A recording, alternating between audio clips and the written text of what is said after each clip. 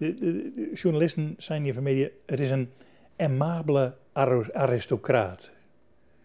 Ja, ja. Ja, maar nu weet ik heel wat meer van hem.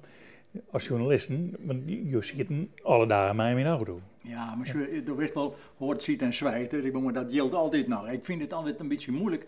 Er zijn wel meer dingen dus gebeurd en dan vind ik het wel eens moeilijk om dat eigenlijk te vertellen. Maar laten we het maar horen wat de journalist zei. Ja, ik geloof dat heel verstandig. Ja, ja, ik geloof dat heel verstandig is. Ja, ja.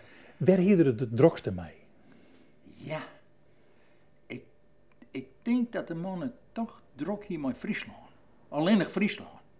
Een hele hoop dingen.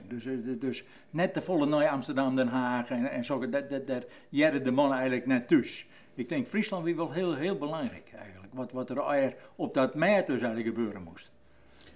Maar hij vond wel dat Den Haag de min omdenken van Friesland hier. Ja, sowieso. Ja. Sowieso. Ja. En hier dan ik besprekingen dat er dat bezocht om te verrotten op een of andere wijze? Nou, uiteraard, natuurlijk. En ik kabinetje, meneer Hartong, die moest dan altijd mooi, dat weet ik dan niet nog.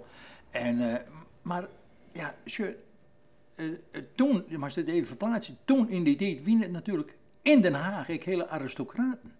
Ik bedoel, maar ja, Friesland had jaren er wel bij, hè, maar wij heen dus toch eigenlijk toen in die tijd ik al. Want als ik nou weer om ben, dan denk ik even aan Offerhaus, dus dat wie vroeger de commissaris van Grace.